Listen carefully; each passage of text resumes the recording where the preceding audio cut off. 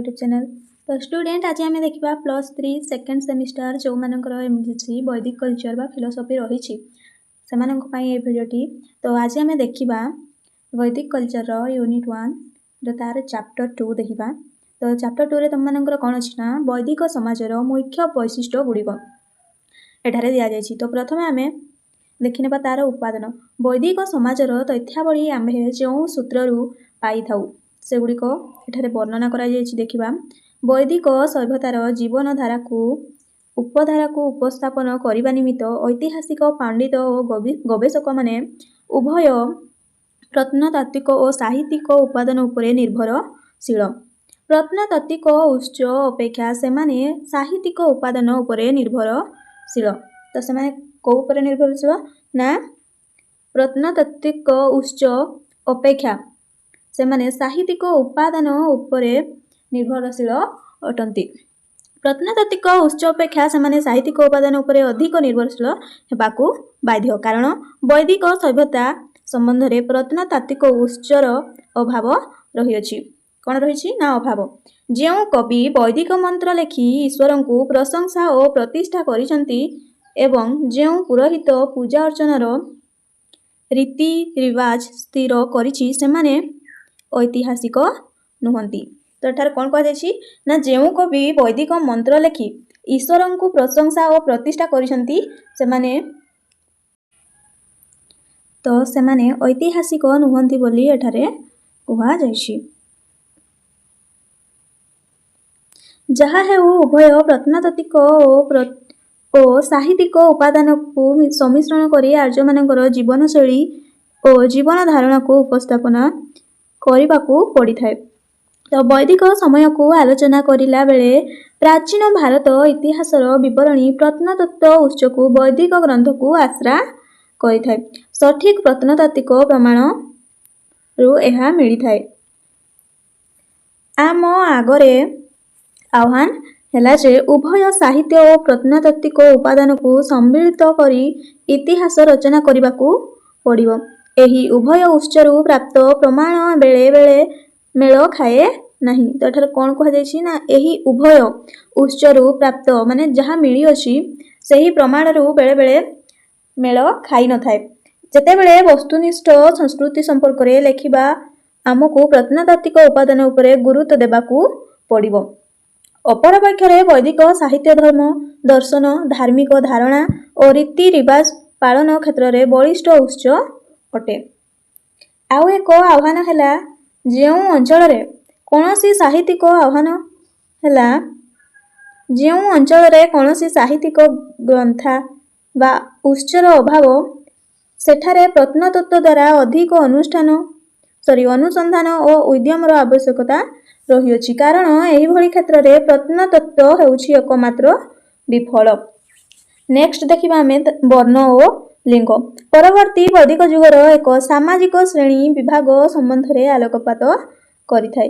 केउ सामाजिक गोष्ठीर उत्पाद दक्षता केते जहा सेमानंकर पार्थक्य को दर्शाई थाए। वर्ण आंशिक भावे एक आदर्श जहा एक समयर वर्धित सामाजिक पार्थक्य को बुझाए। एहा एपरिकी आदर्श अपेक्षा बृहत्तर कारण शिक्षित गोष्ठी ठारू पार्थक्य आनिबार सहायक होइथाए। समाज को वंशानुक्रमिक भावे 4 भाग रे विभक्त करी आमर भूमिका स्थिति और पवित्रता आदि सामाजिक सीमा निर्धारण करिथाए। तो से 4 भाग रे कौन कौन विभक्त करा जायछि ना प्रथम रहिछि ब्राह्मण, सेकेंड रहिछि क्षत्रिय, वैश्य एवं शूद्र। मनेकर एही 4 वर्ण मध्यरे थिबा व्यक्तिंक मध्यरे स्वाभाविक वैशिष्ट्य थाई पारे। कौनसी कार्य बा वृत्ति को संपादन करी सामाजिक स्तर रे अवस्थापित हेबा ब्राह्मण प्रथारे वर्ण व्यवस्था शताब्दी धरी सामाजिक चलनी भावे गुरुत्वपूर्ण तथा प्रभावी ढंगरे कार्य करी आसीअछि। 4 वर्णर कर्तव्य और दायित्व धर्मशास्त्र साहित्य रे विषाद भावे परवर्ती समय वर्णना करा जायछि। जदि ऐतिहासिक उपादान गुड़िक उपरे समीक्षा करिबा तेबे एहा स्पष्ट जे 2 प्रकार ऐतिहासिक उपादान गुड़िकरू आम्भे भारतीय आर्यमानंकर जीवनशैली विषय ज्ञान प्राप्ति होइथाउ। प्रथमटी आमर रही साहित्यिक उपादान एंड द्वितीयटी प्रत्नतात्विक उपादान। तो प्रथम कौन अच्छी ना साहित्यिक उपादान, सेकेंड आमर रही प्रत्नतात्विक उपादान। तो अवश्य अधिकांश आर्य मान सूचना वैदिक जुगर तथा रामायण महाभारत और पुराण साहित्य उपलब्ध होता है। कौथिरू ना रामायण महाभारत एवं पुराण साहित्य। एथिसह ईरान अवेस्तारू और अन्यान्य विदेश साहित्य जना पड़ी थाए। प्रत्नतात्विक सर्वेक्षण स्वल्प सूचना मिले। समस्या होछि साहित्यिक उपादान गुड़िकर तथ्य सूचना और प्रत्नतात्विक सूचना मध्य तालमेल बा समन्वय प्रायतः रहे नहीं। तथापि सहितर निकटतर सूचना निर्धारित कराजिबार व्यवस्था ऐतिहासिक गवेषक प्रत्नतात्विक भाषाविद नेतृत्वविद माने करियछन्ति। उत्तर पश्चिम भारतीय उपमहादेश रे जलवायु परिवर्तन सहित आदि मनुष्यंकर जीवनधारार परिवर्तन संगठित हेउथिला। एही जीवनधारा विभिन्न प्रस्तर जुग देई ताम्र जुग अतिक्रम करी लौह जुगर पाद देश रे उपनीत हेबा बेलकु भारतीय उपमहादेशर उत्तर और पश्चिम पार्श्वर एक स्वतंत्र जीवनधारा बिताइथिबा मनुष्य मानकर कार्यकलाप आदि वैदिक जुग बा प्राचीन वैदिक जुगर संस्कृति भावे परिगणित हेला। प्राचीन वैदिक जुगर मनुष्य और प्रकृति सृष्ट संस्कृति समयक्रमे परिवर्तित हेबाकु लागिला एवं सेही परिवर्तित संस्कृति को परवर्ती वैदिक जुग भावे अभिहित करा जाए। तो एही अध्याय रे प्रथमे प्राचीन वैदिक जुग बा आदि वैदिक जुग बा रोग वैदिक जुग विषय वस्तु उपस्थापन करा जाए। सेमाने इंडो यूरोपीय भाषा कहउथिले। तो कौ भाषा कहउथिले ना इंडो यूरोपीय भाषा कहउथिले। ए समस्त तथ्य बलिष्ठ भावे प्रमाण करे जे वैदिक जुग ख्रीष्टपूर्व 1500 रु ख्रीष्टपूर्व 1200 मध्य विस्तारित थिला। तो वैदिक जुग कौ ख्रीष्टाब्द रे विस्तारित थिला ना 1500 रु 1200। नूतन प्रस्तर जुगर शेष भाग और ताम्र जुगर आरंभ समय। समस्त साहित्यर विषय वस्तु पूर्व यूरोपीय केन्द्र एशियार भौगोलिक अंचल को नहीं रचित होई थिला, जेउथिरे अंतर्भुक्त थिले वर्तमान Bharat, Pakistan, Afghanistan, Iran, Iraq, Greece परि आदि देश। ए समस्त देशर लोके इंडो यूरोपियन भाषा कहउथिले। को भाषा कहउथिले ना इंडो यूरोपियन भाषा। समान भाषा बा एक भाषा चरित्र को व्यवहार करुथिबा लोक जेनेटिक्स संकेतर विभिन्न संकेत जणाई देइथाए सेमानंक समय काल ओ सम भाषा को। एहापरे आमे देखिबा आर्य मानकर परिव्याप्ति बा विस्तृति बा भूगोल। तो आर्य माने उत्तर पश्चिम रे भारत मध्य को प्रवेश करी पूर्व अफगानिस्तान, पंजाब, पश्चिम उत्तर प्रदेश रो केतेकांश अंचल रे बसवास करिथिले। कहउथिले ना भारत मध्य रे प्रवेश करी पूर्व अफगानिस्तान, पंजाब, पश्चिम उत्तर प्रदेश रो केतेकांश अंचल रे समाने बसवास करिथिले।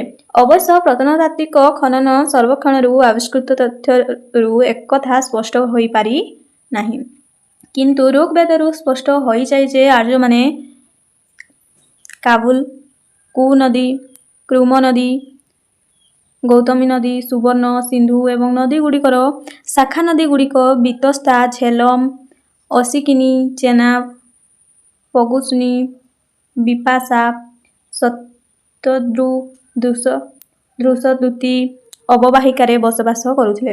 गंगा और जमुना नदीर नाम थरे मात्र श्लोकरे निया जाई अछि। आर्य माने बास करुथिबा समस्त भौगोलिक अंचल को सप्त नदीर देश भावे विवेचना करा जाइथिबा बा सप्त सिंधुर देश भावे परिचित होइथिला। कालक्रमे आर्य माने गंगा, जमुना, दोआब अंचल रे बसवास करिबा आरंभ करिथिले। जनसंख्या वृद्धि और गोष्ठीकरण रे चतुर्पार्श्व को व्यापी थिले। समय धारा रे सेमानंकर वृद्धि गोष्ठी कुरु पांचाल बसति स्थापन करी एही नामकरण करिथिले वर्तमान जहा उत्तर प्रदेश अटे। पूर्व दिग को माड़ी जाई कौशल, काशी और विदेह अधिकार करथिले। कौन कौन अधिकार करथिले ना कौशल, काशी और विदेह। तो पिलाने समस्त जोगुड़ा मु कहूची नोट करनियो। देन तो देख ब्राह्मण वर्णनारू ए समस्त तथ्य मिलता है। भारतर दक्षिण को व्यापी आर्य गोष्ठीगुड़िक अण आर्यों सह संघर्ष कर विजयी होई सेमानंक बसति स्थापन करते। बहु वर्ष धरी गांगे और उपत्यकार आर्यमानंक बसति प्रतिष्ठा होई चलीथिला। आंध्र पुंद्रा और अन्यान्य अंचल ए समस्त तथ्य आत्रेय ब्राह्मणरू मिलुछि। कौथिरू ना आत्रेय ब्राह्मणरू। परवर्ती वैदिक जुगर साहित्य रामायण और महाभारत आर्यमानंकर परिव्याप्ति विषय तथ्य मिलता है। कौथिरू तथ्य मिलता है ना परवर्ती वैदिक जुगर साहित्य रामायण और महाभारत आर्यंकर परिव्याप्ति विषय तथ्य मिले। एथि केतेक भौगोलिक स्थितिर वर्णना मिल पारिछि यथा हिमालय और विंध्य पार्वत्यमाला तथा समस्त भारतीय गांगेय समतल भूमि जो आर्यमानंकर बसति विस्तृत लाभ करथिला। ख्रीष्टपूर्व 800 मध्य सेमानंकर परिव्याप्ति स्वल्प क्षीण थिला। स्वल्प एवं क्षीण। ख्रीष्टपूर्व 6ठ शताब्दी पर आर्यमानंकर स्थानांतर अधिक होइथिला। एही समय को आर्यावर्त बा आर्यमानंकर देश कुहाଯାए। कौ समय को ना ख्रीष्टपूर्व 6ठ शताब्दी पर आर्यमानंकर स्थानांतर होइथिला परे एही समय को आर्यावर्त बा आर्यमानंकर देश बोली मध्य कुहाଯାए। तो पिलाने एही समय आर्यावर्त बा आर्यमानंकर देश उत्तर में हिमालय ठारू आरंभ करी दक्षिण विंध्य पर्वतमाला पर्यंत पूर्व भारत महासागर ठारू आरंभ करी पश्चिम प्रशांत महासागर पर्यंत व्याप्ति थिला। प्रशांत महासागर पर्यंत व्यापी थिला। तापरे दक्षिण पश्चिम अवंती अस्माक गोदावरी अववाहिका निकटस्थ अंचल पूर्व बंग ओडिशार कलिंग को आर्यंकर अंचल व्यापी थिला। दक्षिण पथ बा दाक्षिणात्य अंचल सेमानंकर बसति थिला। गौतम बुद्धंक समय काल रे आर्य माने सिंहल रे बसति स्थापन करिथिबार सूचना मिले। कौथिरे ना सिंहल रे किए ना आर्य माने। बहु काल परे दक्षिणर सातवाहनक अंचल आर्यंकर बसतिर शक्ति को प्रदर्शित करिथिला। एहीपरि सहर्ष वर्ष धरी आर्यमानंकर बसति प्रायतः समुदाय भारतीय भूखंड रे परिव्याप्त होइथिला। ए समस्त काल को दुई भाग रे विभक्त करा जाय अनुशीलन करा जाउछि। प्राचीन बा आदि वैदिक जुगर आर्यमानंकर समाजर मुख्य वैशिष्ट्य गुड़िक प्रथम रही प्राचीन वैदिक जुगर अर्थनीति देखा। जेकोसी समाजर लोक चरित्र सेमानंकर जीवन जीविका उत्स उपरे प्रतिष्ठा लाभ करिथाए। तेणु प्रथम प्राचीन वैदिक जुगर लोकमानंकर जीवन जीविका बा अर्थनीति विशिष्ट विषय रे आलोचना करा जाए। भारतीय आर्यमानंकर जीवन धारणा सह संपर्कित समय को वैदिक जुग कुहाଯାए। एठी कोन कहा जाय ना भारतीय आर्यमानंकर जीवन धारणा भारतीय आर्यमानंकर जीवन धारण सह संपर्कित समय को वैदिक जुग कुहाଯାए। तो एठी कोन कहा जाय ना भारतीय आर्यमानंकर जीवन धारण सह जोगुड़ा संपर्कित समय ताहाकु आमे वैदिक जुग बोली कहि थाउ एवं सेमानंकर प्रथम पर्यायर क्रियाकर्म संस्कृति को प्राचीन वैदिक जुग कुहाଯାए। एही समय ख्रीष्टपूर्व 1500 रु ख्रीष्टपूर्व 800-700 बोली धरा जाइथाए। विभिन्न गैरिक माटी पात्रर समय स्थायी बसतिर कृषि भित्तिभूमि समय एवं पशुपालनर जीविका प्राचीन आर्यमानंकर जीवन आधार थिला। एही समय ताम्र सरंजाम और लौह सरंजामर व्यवहार प्रतिष्ठा लाभ थिला। कौन ना ताम्र सरंजाम और लौह सरंजामर व्यवहार प्रतिष्ठा लाभ करुथिला। रोग वैदिक जुगर वस्तुवादी जीवनशैली को तर्जमा कले जना पड़े जे सेमाने अश्व बा घोड़ार व्यवहार जानिथिले। तो सेमाने घोड़ार मध्य व्यवहार जानिथिले। तापरे रथर व्यवहार मध्य करुथिले। कौन कौन व्यवहार करथिले ना घोड़ा व्यवहार करथिले, रथर व्यवहार करथिले, ताम्र प्रस्तुत अस्त्र शस्त्र व्यवहार करथिले, ताम्रर मध्य सेमाने अस्त्र शस्त्र व्यवहार करथिले, ताम्रर मध्य व्यवहार जानिथिले। सेमाने राजस्थानर क्षेत्री खणिरु ताम्र उत्तोलन करथिले। कौथिरु ना राजस्थानर क्षेत्री खणिरु। कृषि पशुपालन सेमानंकर जीविकार प्रधान संशोधन थिला। जदिओ शिकारी संग्रहकारी जीविका पूर्व प्राधान्य बजाय रखी नथिला। तापरे तांकर कृषि देखिबा सेमाने कोन कोन करूथिले। प्राचीन वैदिक बा रोग वैदिक जुगरे कृषि कार्य स्थायी बसति को प्रोत्साहित करिथिबा एवं स्थायी बसति बदଳରେ कृषि कार्य को त्वरान्वित करिथिला। तो वृषभ बलद महिष आदि द्वारा माटी चाष बा खळ खुसाइबा କରିବା ପାଇଁ ଲଙ୍ଗଳର ବ୍ୟବହାର କରୁଥିଲେ ଆର୍ଯ୍ୟମାନେ। ତ ସେମାନେ ସେତେବେଳେ ମାଟି ହଳ କରିବା ପାଇଁ ବୃଷଭ ବା ବଳଦର ସାହାଯ୍ୟ ନେଉଥିଲେ। ଲଙ୍ଗଳରେ ତାମ୍ର, ମାଟି, ଖୋଳ, ପାତ ଲାଗୁଥିଲା କି ଶକ୍ତ ତୀକ୍ଷ୍ଣ ମୁନିଆ ପତଳା ପ୍ରସ୍ତର ଖଣ୍ଡ ବ୍ୟବହୃତ ହେଉଥିଲା ଜାଣିବା କଷ୍ଟକର। କିନ୍ତୁ ଲଙ୍ଗଳ ଦ୍ୱାରା ବଳଦ, ବୃଷଭ ଶକ୍ତି ବିନିଯୋଗ କରାଯାଇ ଜମିର ଚାଷ କରାଯାଉଥିଲା। ଚାଷ ଜମିରେ ପଚାସଢ଼ା ଓ ପତ୍ର ଅନ୍ୟାନ୍ୟ ଅଳିଆ ଆବର୍ଜନାର ମିଶ୍ରିତ ଅଂଶ ଗାଈଗୋରୁ ଗୋବରକୁ ସାର ଭାବେ ପ୍ରୟୋଗ କରାଯାଉଥିଲା। ତ ସେମାନେ ସାର ଭାବେ କ'ଣ ପ୍ରୟୋଗ କରୁଥିଲେ ନା ଜମିରେ ପଚାସଢ଼ା ପତ୍ର, ଅନ୍ୟାନ୍ୟ ଅଳିଆ ଆବର୍ଜନାର ମିଶ୍ରିତ ଅଂଶ ଗୁଡ଼ା, ତାପରେ ଗୋବର ସେମାନେ ବ୍ୟବହାର କରୁଥିଲେ। ଜଳ ଉପଲବ୍ଧ ଅଞ୍ଚଳରେ କୃଷିର ଅମଳ ସହଜ ସୁବିଧା ଥିବାରୁ ସେହି ସ୍ଥାନମାନଙ୍କରେ କୃଷି କାର୍ଯ୍ୟ ଏବଂ ସ୍ଥାୟୀ ବସତି ଗୁଡ଼ିକ ଗଢ଼ି ଉଠିଥିଲା। ତ ଏଠି କ'ଣ କୁହାଯାଇଛି ନା ଜଳର ଉପଲବ୍ଧ ଅଞ୍ଚଳରେ କୃଷିର ଅମଳ ସହଜ ସୁବିଧା ଥିବାରୁ ଯେଉଁଗୁଡ଼ାରେ ଜଳର ଉପଲବ୍ଧ ମାନେ ଯେଉଁଗୁଡ଼ାରେ ଜଳ ଥିଲା ସେହି ଅଞ୍ଚଳରେ କୃଷିର ଉର୍ବର ମାଟି ଥିବାରୁ ସେମାନେ କୃଷିର ଅମଳ ସହଜ ହେବା ପାଇଁ ସେହି ସ୍ଥାନମାନଙ୍କରେ କୃଷି କାର୍ଯ୍ୟ ଏବଂ ସ୍ଥାୟୀ ବସତି ଗୁଡ଼ିକ ଗଢ଼ି ଉଠିଥିଲା। ତ ସେମାନେ ସେଠାରେ ରହୁଥିଲେ ମଧ୍ୟ। ବର୍ଷା ଋତୁରେ ମଧ୍ୟ ବର୍ଷା ଜଳର ବ୍ୟବହାର ସେମାନେ କରୁଥିଲେ। ତ ବର୍ଷା ଋତୁରେ ସେମାନେ ବର୍ଷା ଜଳର ବ୍ୟବହାର କରୁଥିଲେ। ନଦୀ ଅବବାହିକା ଅଞ୍ଚଳ ଗୁଡ଼ିକର ବସତି ତଥା ସାମାଜିକ କାର୍ଯ୍ୟକଳାପ ପ୍ରଚଳିତ ରହିଥିଲା। କୃଷି ଭାବେ ଉଭୟ ରବି ଓ ଖରିଫ ଫସଲ ଚାଷ କରାଯାଉଥିଲା। ଯେପରିକି ଧାନ, ଗହମ, ବାଜରା, ବାର୍ଲି, ମୁଗ, ମସୁର ଡାଲି ଜାତୀୟ ଫସଲ ତଥା ତୈଳ ଜାତୀୟ ଫସଲ ଚାଷ କରାଯାଇ ଖାଦ୍ୟ ରୂପେ ବ୍ୟବହାର କରାଯାଉଥିଲା। ତ କ'ଣ କ'ଣ ଚାଷ କରୁଥିଲେ ନା ଧାନ, ଗହମ, ବାଜରା, ବାର୍ଲି, ମୁଗ, ମସୁର ଡାଲି, ତୈଳ ଜାତୀୟ ଫସଲ ସେମାନେ ଚାଷ କରୁଥିଲେ। ସବୁଠାରୁ ଗୁରୁତ୍ୱପୂର୍ଣ୍ଣ ଥିଲା ଯେ ଆଦି ବା ପ୍ରାଚୀନ ବୈଦିକ ଯୁଗ ଲୋକେ କେନାଲ ମାଧ୍ୟମରେ ନଦୀ ବା ଝରଣା ଜଳକୁ ଜମିକୁ ମଡ଼ାଇ ଚାଷ କରୁଥିଲେ। ତ ଆଦି ବୈଦିକ ଯୁଗରେ ଲୋକମାନେ କେନାଲ ମାଧ୍ୟମରେ ବା ନଦୀ ବା ଝରଣା ଜଳକୁ ଜମିକୁ ମଡ଼ାଇ ଚାଷ କରୁଥିଲେ।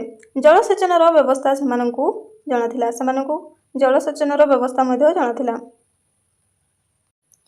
ତାପରେ ତମମାନଙ୍କର ନେକ୍ସଟ ପଏଣ୍ଟ ରହିଛି ଜମି ଉପରେ ବ୍ୟକ୍ତିଗତ ମାଲିକାନା ସ୍ୱତ୍ୱ। ତ ତମମାନଙ୍କର ଏକ୍ଜାମରେ ଆସିପାରେ ବୈଦିକ ସମାଜର ମୁଖ୍ୟ ବୈଶିଷ୍ଟ୍ୟ ଗୁଡ଼ିକ ଆଲୋଚନା କର ବା ଲେଖ। ତ ତମମାନେ ଏଇ ପଏଣ୍ଟ ଗୁଡ଼ା ଦେଇକି ଲେଖିପାରିବ। ତ ପଏଣ୍ଟଟି ଦେଖ, କେତେଜଣ ଐତିହାସିକ ଗବେଷକଙ୍କ ମତାନୁସାରେ ପ୍ରାଚୀନ ବୈଦିକ ଯୁଗରେ ନିର୍ଦ୍ଦିଷ୍ଟ ପରିମାଣ ଜମି ଉପରେ ନିର୍ଦ୍ଦିଷ୍ଟ ବ୍ୟକ୍ତିଙ୍କର ଅଧିକାର ସାବ୍ୟସ୍ତ ହେଉଥିଲା।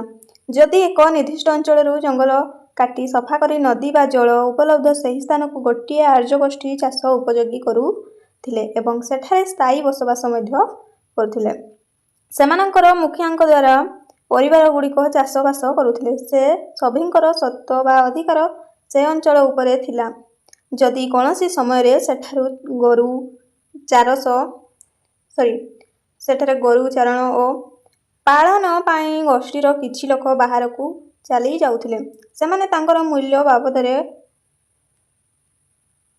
ଗଛ, ଗୃହପାଳିତ ପଶୁ ତଥା ଗାଈ ନେଉଥିଲେ ଏବଂ ଯେଉଁମାନେ ରହୁଥିଲେ ସେମାନଙ୍କର ସ୍ୱତ୍ୱ ସେହି ଜମିରେ ରହୁଥିଲା। ସେମାନେ ଗ୍ରାମ୍ୟ ମୁଖ୍ୟଙ୍କ ନେତୃତ୍ୱରେ ମିଳିତ ଭାବେ ଜମି ଚାଷ କରି ସମାନ ଭାବେ ଉପଭୋଗ କରୁଥିଲେ ଏବଂ ବାସସ୍ଥାନ ବଦଳାଇଲେ ନିଜ ଭାଗ ଜମିକୁ ବିକ୍ରୟ କରି ମୂଲ୍ୟ ନେଇ ପାରୁଥିଲେ।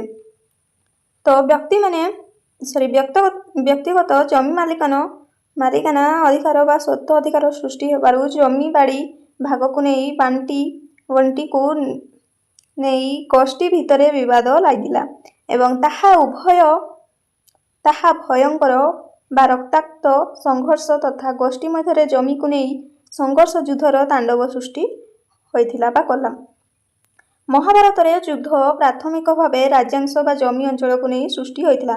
ତ ମହାଭାରତରେ କ'ଣ ପାଇଁ ଯୁଦ୍ଧ ସୃଷ୍ଟି ହୋଇଥିଲା ନା ପ୍ରାଥମିକ ଭାବେ ରାଜ୍ୟାଂଶ ବା ଜମି ଅଞ୍ଚଳକୁ ବା ରାଜ୍ୟ ବା ଜମିକୁ ନେଇ ସେ ଯୁଦ୍ଧ ସୃଷ୍ଟି ହୋଇଥିଲା। ତାପରେ ତମର ନେକ୍ସଟ ପଏଣ୍ଟ ରହିଛି ପଶୁପାଳନ। ବିସ୍ତୀର୍ଣ୍ଣ ଚାରଣ ଭୂମିର ଉପଲବ୍ଧରେ ଆର୍ଯ୍ୟମାନେ ବିଭିନ୍ନ ପ୍ରକାର ପଶୁପାଳନ କରି ଜୀବନ ଜୀବିକାର ମୁଖ୍ୟ ଆବଶ୍ୟକତା ପୂରଣ କରୁଥିଲେ। କୃଷି ଅପେକ୍ଷା ପଶୁପାଳନର ଅଧିକ ରୋଜଗାର ବା ଆୟ ହେଉଥିଲା ବୋଲି ଅନେକ ପ୍ରତ୍ନତାତ୍ତ୍ୱିକ, ସମାଜ ବିଜ୍ଞାନୀ, ପ୍ରାଣୀ ବିଜ୍ଞାନୀମାନେ ମତ ପୋଷଣ କରିଥାନ୍ତି। ତ ଏଠାରେ କୁହାଯାଇଛି କୃଷି ଅପେକ୍ଷା ପଶୁପାଳନର ଅଧିକ ରୋଜଗାର ବା ଆୟ ସେମାନେ କରୁଥିଲେ ବୋଲି ପ୍ରତ୍ନତତ୍ତ୍ୱବିତ୍ ଓ ସମାଜ ବିଜ୍ଞାନୀ, ପ୍ରାଣୀ ବିଜ୍ଞାନୀମାନେ ମତ ପୋଷଣ କରିଛନ୍ତି।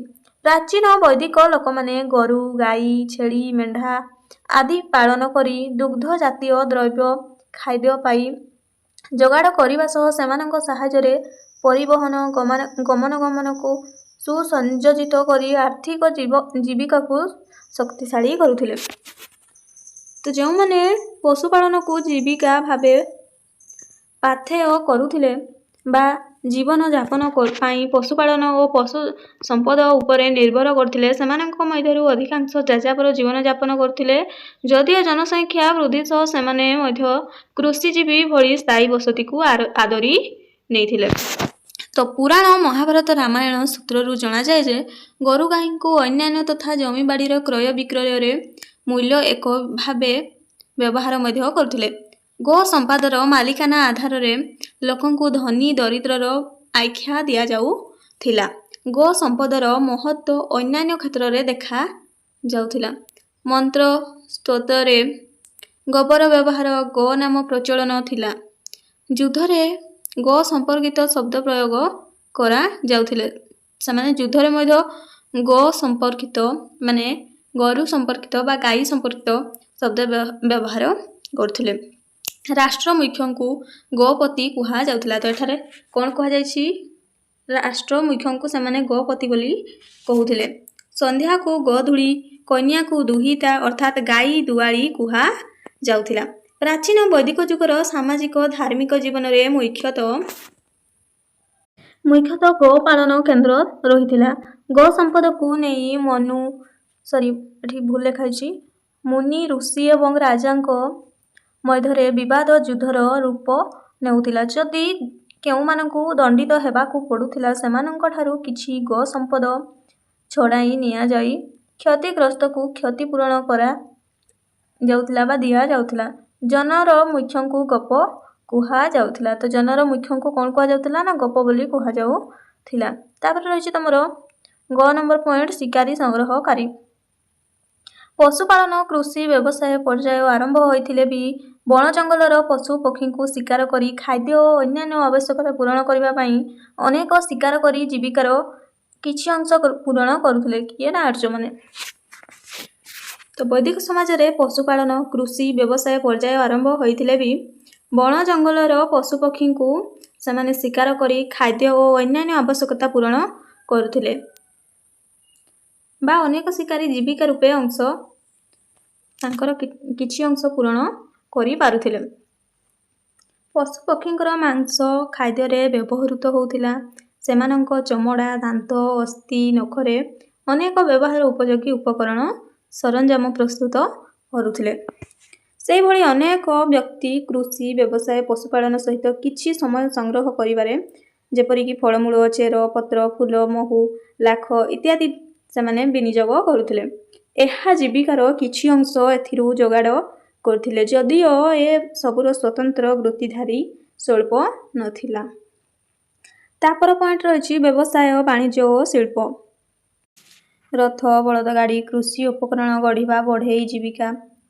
କୃଷିର ଅଭିବୃଦ୍ଧି ଯୋଗୁଁ କୃଷିଜାତ ପଦାର୍ଥ ବା ଅନ୍ୟାନ୍ୟ ପଦାର୍ଥର ପରିବହନ ନିମନ୍ତେ ତଥା କୃଷି ଉପକରଣ ଗଢ଼ିବା ପାଇଁ ରଥ, ବଳଦଗାଡ଼ି ଗଢ଼ିବା ପାଇଁ ବଢ଼େଇ ଗୋଷ୍ଠୀଙ୍କର ଜୀବିକା ସ୍ୱତନ୍ତ୍ର ହେଲା ଏବଂ ସେମାନେ ଯଥେଷ୍ଟ ରୋଜଗାର କଲେ। ତ ଏଠାରେ କ'ଣ କୁହାଯାଇଛି ନା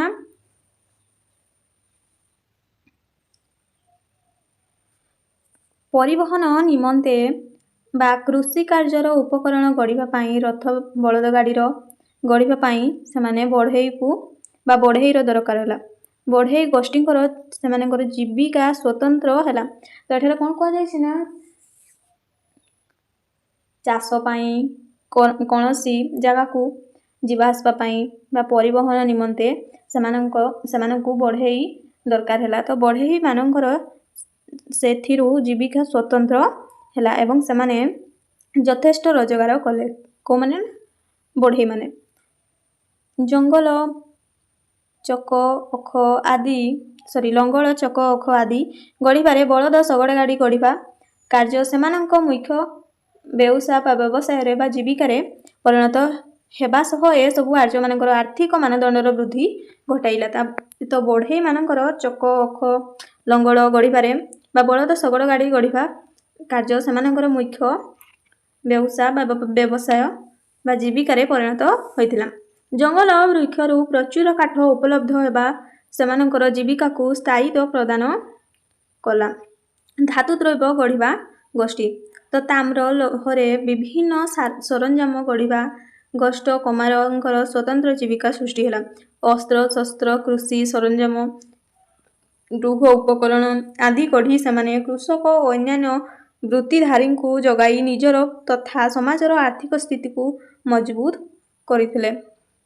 ତାପରେ ରହିଛି ଆମର ମାଟି ପାତ୍ର ଗଢ଼ିବା ଗୋଷ୍ଠୀ। ତ ଏଠାରେ କ'ଣ କୁହାଯାଇଛି ନା କଞ୍ଚା ମାଟିରେ ବିଭିନ୍ନ ପ୍ରକାର ମାଟି ପାତ୍ର ଗୃହର ଘରର ଉପକରଣ ଗଢ଼ି କୁମ୍ଭାରମାନେ ସମାଜର ଏକ ଆର୍ଥିକ ବିଭାଗର ସେମାନେ ମଧ୍ୟ ପରିପୃଷ୍ଟ କରିଥିଲେ। ତାପରେ ରହିଛି ଆମର ଚମଡ଼ା କାରିଗର ବସ୍ତ୍ର ବୁଣାଳୀମାନେ। ଏଠାରେ କ'ଣ କୁହାଯାଇଛି ସେହିଭଳି ଚମଡ଼ାର ବିଭିନ୍ନ ଉପକରଣ ପ୍ରସ୍ତୁତକାରୀ ଗୋଷ୍ଠୀ ଏବଂ ସୂତାକୁ ବସ୍ତ୍ର ପ୍ରସ୍ତୁତକାରୀ ବୁଣାକାର ନିଜ ନିଜର ବ୍ୟବସାୟ ମାଧ୍ୟମରେ ସମାଜର ଆର୍ଥିକ ସ୍ଥିତିକୁ ପରିପୃଷ୍ଟ କରିବା ସହ ନିଜ ନିଜର ବୃତ୍ତିରୁ ଆୟ କରି ଜୀବିକା ନିର୍ବାହ କଲେ। ତ ଏଠାରେ କ'ଣ କୁହାଯାଇଛି ନା ସମସ୍ତେ ନିଜ ନିଜର ବୃତ୍ତିକୁ ବା ଯେଉଁମାନେ ଯେଉଁ ବୃତ୍ତିକୁ ନେଇ ଜୀବିକା ନିର୍ବାହ କରୁଛନ୍ତି ବା ବଞ୍ଚୁଛନ୍ତି ସେମାନେ ସେଇ ବୃତ୍ତିକୁ ନେଇ ସେଇ ମାଧ୍ୟମକୁ ନେଇ ସେମାନେ ତାଙ୍କର ଆୟ କରୁଥିଲେ ବା ଜୀବିକା ନିର୍ବାହ କରୁଥିଲେ। ମାଟିର ଟେରାକୋଟା ବା ଅଳଙ୍କାର ତ ମାଟିରେ ଖେଳନା ଓ ସ୍ତ୍ରୀ ପୁରୁଷଙ୍କର ମୂର୍ତ୍ତି ପ୍ରସ୍ତୁତ ଦ୍ୱାରା ଟେରାକୋଟା କାର୍ଯ୍ୟ ବୃଦ୍ଧି ପାଇଥିଲା। ତ ଟେରାକୋଟା କାର୍ଯ୍ୟ କ'ଣ ପାଇଁ ବୃଦ୍ଧି ପାଇଥିଲା ନା ମାଟିରେ ଖେଳନା ଓ ସ୍ତ୍ରୀ ପୁରୁଷଙ୍କର ମୂର୍ତ୍ତି ପ୍ରସ୍ତୁତ ପାଇଁ। ସେହିଭଳି ସୂକ୍ଷ୍ମ ମୂଲ୍ୟବାନ ପ୍ରସ୍ତର ବା ପଥର ପଶୁର ଦାନ୍ତ ଅସ୍ଥି ବୃକ୍ଷର ମଞ୍ଜ ଅଂଶରୁ ଶାଖା ମଞ୍ଜି ଶାମୁକା ଓ କଉଡ଼ିରୁ କାରିଗରମାନେ ବିଭିନ୍ନ ପ୍ରକାର ଅଳଙ୍କାର ପ୍ରସ୍ତୁତ କଲେ। ସୁବର୍ଣ୍ଣ ହୀରା ଲୀଳା ତାମ୍ର ଲୌହ କାର୍ଯ୍ୟରୁ ଅଳଙ୍କାର ପ୍ରସ୍ତୁତ ହେଉଥିଲା। କେଉଁଥିରୁ ନା ସୁନା ସୁବର୍ଣ୍ଣ ସୁନା ହୀରା ତାପରେ ଲୀଳା ତାପରେ ତାମ୍ର ବା ତମ୍ବା ଲୌହ ଲୁହା ସେଥିରୁ ଅଳଙ୍କାର ପ୍ରସ୍ତୁତ ହେଉଥିଲା। ସେମାନେ ମଧ୍ୟ ନିଜର ବୃତ୍ତିଗତ ଆର୍ଥିକ ଜୀବନକୁ ସାର୍ଥକ କରିବା ସହ ସମାଜ ଓ ଗୋଷ୍ଠୀର ଆର୍ଥିକ ସ୍ଥିତି ମଜବୁତ ପାଇଁ ସହାୟକ ହେଉଥିଲେ। ବାଉଁଶ କାଠ ପାତରେ ପ୍ରସ୍ତୁତ ଜିନିଷ ବାଉଁଶିଆ ଝୁଡ଼ି ମେଜ ଆଦି ଗୃହ ଉପକରଣ ମଧ୍ୟ ପ୍ରସ୍ତୁତ ହେଉଥିଲା। ତ ସେ ସମୟରେ କାଠ ପାତ୍ରରେ ପ୍ରସ୍ତୁତ ବାଉଁଶିଆ ଯେପରିକି ଝୁଡ଼ି ମେଜ ପ୍ରସ୍ତୁତ କରୁଥିଲେ। ଏ ସମସ୍ତ ପ୍ରାଚୀନ ବୈଦିକ ଯୁଗର ଶିଳ୍ପ ଭାବେ ବିବେଚିତ କରାଯାଏ। ତମର ନେକ୍ସଟ ପଏଣ୍ଟ ରହିଛି ବାଣିଜ୍ୟ। ତ ଯେଉଁ ଜମି ମାଲିକ ମାନେ ସେମାନଙ୍କ ଜମି ଚାଷ କୃଷି ପାଳନ ନିମନ୍ତେ ଅନ୍ୟମାନଙ୍କୁ ନିଯୁକ୍ତି ଦେଉଥିଲେ ସେମାନେ ଅଧିକ ଆୟ କରୁଥିଲେ ଏବଂ ଅତିରିକ୍ତ ଆୟରେ ଉପଲବ୍ଧ ପ୍ରସ୍ତୁତି ଜିନିଷ କ୍ରୟ କରି ଆବଶ୍ୟକ ଅଞ୍ଚଳରେ ବିକ୍ରି କରି ଅଧିକ ସମ୍ପଦ ଆୟ କରୁଥିଲେ। ତ ଏଠାରେ କ'ଣ କୁହାଯାଇଛି ନା ଯେଉଁ ଜମି ମାଲିକମାନେ ତାଙ୍କ ନିଜ ଚାଷ ଜମିକୁ ବା କୃଷି ପାଳନ ନିମନ୍ତେ ଅନ୍ୟମାନଙ୍କୁ ନିଯୁକ୍ତି ଦେଉଥିଲେ ସେମାନେ ଅଧିକ ଆୟ ବା ଅଧିକ ପଇସା ରୋଜଗାର କରୁଥିଲେ ଏବଂ ପ୍ରସ୍ତୁତ ଜିନିଷ କ୍ରୟ କରି ଆବଶ୍ୟକ ଅଞ୍ଚଳରେ ବିକ୍ରି କରି ଅଧିକ ପଇସା ବା ଅର୍ଥ ଉପାର୍ଜନ କରୁଥିଲେ। ଆଭ୍ୟନ୍ତରୀଣ ବାଣିଜ୍ୟ ଥିବାର ଅନୁମାନ ମଧ୍ୟ କରାଯାଏ। ନୌକା ଭେଳା ଦ୍ୱାରା ଦ୍ରବ୍ୟ ପରିବହନ ପାଇଁ ବିଭିନ୍ନ ନଦୀର ସ୍ରୋତକୁ ବ୍ୟବହାର କରାଯାଉଥିଲା।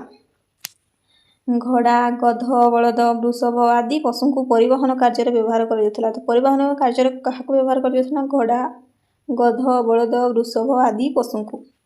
ଯେଉଁ ଗୋଷ୍ଠୀ ନିର୍ଦ୍ଦିଷ୍ଟ ଭାବେ ଯେଉଁ ଦ୍ରବ୍ୟର ଅତିରିକ୍ତ ଅମଳ କରୁଥିଲେ ବା ଗଢ଼ୁଥିଲେ ବା ତିଆରି କରୁଥିଲେ ସେ ସବୁକୁ ଆବଶ୍ୟକ ଥିବା ଅଞ୍ଚଳକୁ ବୋହି ନେଇ ବିକ୍ରୟ କରୁଥିଲେ।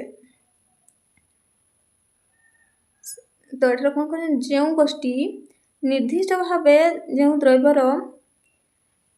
ଦ୍ରବ୍ୟ ଅମଳ ବା ଚାଷ କରୁଥିଲେ ବା ତିଆରି କରୁଥିଲେ ବା ଗଢ଼ୁଥିଲେ ସେମାନେ सबुକୁ नहीं आवश्यक थिबा जो अंचल तार आवश्यक अच्छी से अंचल को नहीं बही कि नहीं से विक्रय करथिले।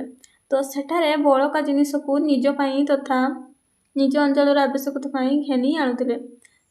तो एठारे कहुछि कि सेठारु माने जोटिकी से बहिकी नौथिले सेठू जहाँ बढुथिला जिनस सबू से निज पाई आणुथिले बा तांको अंचलर लोकमानक पाई फेरई आणुथिले जहाँ बड़का होउथिला बा बढुथिला।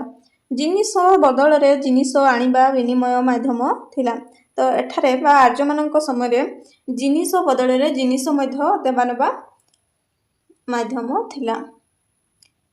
जेमति कि तुम माने जानिथिबो कि एबे आम मानकर पैसा रे किछि जिनिस किणुछु किंतु से समय रे तुम माने गोटे जिनिस देकी तार अन्य किछि जिनिस मध्य आनी पारुथिले। तो सेठारे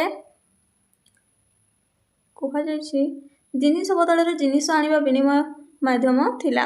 अवश्य जणा जाए गाई एवं स्वर्ण सिक्का विनिमय मूल्य पाई एकक भावे हिसाब करा जाऊ थिला। तो एठार कहा जायछि गाई एवं स्वर्ण बा सुनार पैसा सिक्का माने पैसा सुनार पैसा विनिमय मूल्य पाई एकक भावे हिसाब करा जाऊ थिला। एहाकू स्वर्ण निख्या कहा जाउथिला।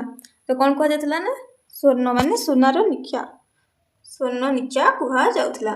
एहार सत्यता संदेहपूर्ण अटे। अवश्य निख्या गोटे एककर नाम थिबा विश्वास योग्य। से जहा हो निख्या विनिमय व्यवस्था परवर्ती अवस्था रे धातव मुद्रा व्यवहार पाई पथ परिष्कार करथिला। एही निख्या स्वर्ण मुद्रार प्रचलन रे मध्य गुरुत्वपूर्ण भूमिका पालन करथिला। तापर रही बहिर्वाणिज्य। आर्य मानकर बहिर्वाणिज्य थिला कि नाही जदिओ विशेष प्रमाणित तथ्य किंतु केतेक तथ्य अनुसंधानरू यह स्वल्प परिमित थिबार स्पष्ट होइथाय। ऋग्वेद रे जहाज और समुद्र यात्रार वर्णना संपूर्ण काल्पनिक न होई पारे। तो एथिर कहा जायछि ऋग्वेद रे जहाज और समुद्र यात्रार वर्णना से सबू काल्पनिक बा मनगढ़ा कहानी होई न पारे। पश्चिम एशियार सामुद्रिक केन्द्रगुड़िक सह एवं पारस्य खाड़ी अंचलर केन्द्रगुड़िक सह प्राचीन आर्य मानकर सामुद्रिक वाणिज्यर संपर्क थिबार अनुमान करा जाए। 100 आहुला विशिष्ट तरीर सूचना एही वाणिज्य दिगकू संकेत देइथाय। अवश्य एही सामुद्रिक वाणिज्य आर्य मानकर आर्थिक स्थिति को मजबूत करिबा पाई एते अवदान पालन करि नथिला किंतु आर्य मानकर वाणिज्यिक संपर्क बेबिलोनियनक सह थिबार मध्य अनुमान करा जाई थाए। तम मानकर नेक्स्ट पॉइंट रही सामाजिक जीवन चर्चा। से समय सामाजिक जीवन चर्चा किपरि थिला से विषय रे देखो। तापर रही सामाजिक जीवन चर्चा से जीवन चर्चा किपरि थिला समाज रे देखो। प्राचीन वैदिक आर्य माने क्षुद्र क्षुद्र आदिवासी गोष्ठी भावे प्रथमे बसवास करुथिले और सेमानंकर प्रथा परंपरा पालन करथिले। सेमानंकर समाज उदारवादी थिला, प्रगतिवादी और समानता उपरे पर्यवसित थिला। वर्ण कहिले मनीषंक रंग को बुझाउथिला। तो से समय वर्ण कहिले मनीषंकर केवल रंग को बुझाउथिला जेमिति कि कला गोरा सेपरि। अस्पृश्यता विचार आदौ नथिला। आत्मीय स्वजन पारिवारिक वैशिष्ट्य मध्य थिला। यौथ परिवार थिला और यह पितृ केन्द्रिक थिला। से समय परिवार गुड़िक यौथ परिवार थिला एवं से समय परिवार पितृ केन्द्रिक थिला। परिवार हेड थिले पिता माने पितृ जहाँ को आमे पिता बोली कहूछे। तो पिता परिवार मुख्य थिले दिया जाइछि। देखो पिता परिवार मुख्य थिले और प्रत्येक निष्पत्ति से ही नउथिले। तांको कुलप बा गृहपति बा कुलपति कह जाउथिला। तो परिवार मुखिया को कौन कह जाउथिला ना कुलप। एग्जाम रे आसीबार सब क्वेश्चन रे तो कुलप बा कुलपति बा गृहपति बोली मध्य कह जाउथिला। जनतांकर सर्वोच्च सामाजिक एकक परिवार थिला। प्राथमिक सामाजिक और राजनैतिक एकक थिला। प्राचीन वैदिक जुग रे आर्य मानकर सामाजिक जीवनचर्या सेमानकर संस्कृतिर केन्द्र थिला। कृषि पशुपालन और धातव द्रव्य सह चक्का लगा गाड़ी एवं घोड़ा गाड़ी बा घोड़ा आदि द्वारा परिवहन व्यवस्था तथा स्थायी बसति भित्तिक सामग्रिक अर्थनीति एक स्वतंत्र स्वाभाविक सामाजिक राजनैतिक व्यवस्था बा अवस्था को संगठित करथिला। तो एठे कोन को जेछि ना कृषि पशुपालन बा धातव द्रव्य सह चक्का लगा गाड़ी घोड़ा आदि को द्वारा परिवहन व्यवस्था थिला बा करुथिले समाने परिवहन। स्वतंत्र अर्थनैतिक स्थिति निर्दिष्ट सामाजिक व्यवस्थार आधार थिला। कृषि भित्तिक जीवन स्थायी बसती को प्रोत्साहित कला।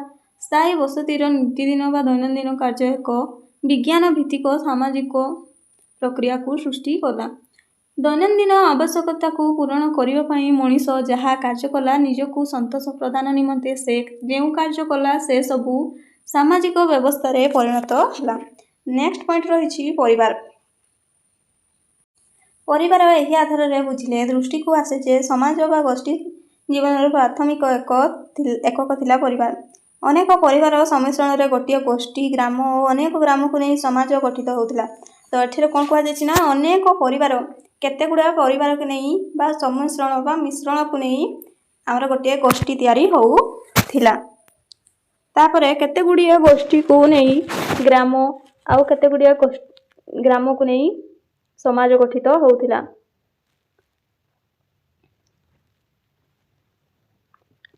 परिवारटी गठित होउथिला आत्मीय स्वजन और रक्त संपर्कित सदस्य मानकु नहीं।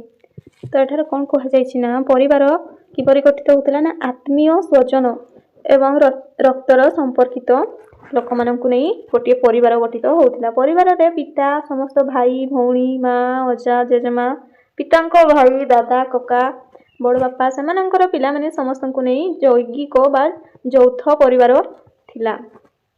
स्त्री पुरुष माने श्रम विभाजन प्रक्रिया रे प्रत्येक कार्य संपादन करुथिले। आर्य मानकर एक पति विवाह थिला। केतेक स्थान रे बहुपत्नी विवाह मध्य देखा जाए। तो आर्य मानक समय रे गोटिए पति बा गोटिए थर ही विवाह करा जाउथिला बा केतेक स्थान रे बहुपत्नी बा माने गोटिए स्वामी माने गोटिए लोक थरे ही विवाह करि परिबो तार मध्य प्रचलन थिला। किंतु केतेक स्थान रे बहुपत्नीर विवाह मध्य देखा जाए। साधारणतः उच्च गोष्ठीर लोके यथा राजन सरदार परिवार रे एहा देखा जाउथिला। कोन देखा जाउथिला ना सेमानंक स्थान रे बहुपत्नी विवाह देखा जाउथिला। बहुपति विवाह खूब कुचित देखा जाए।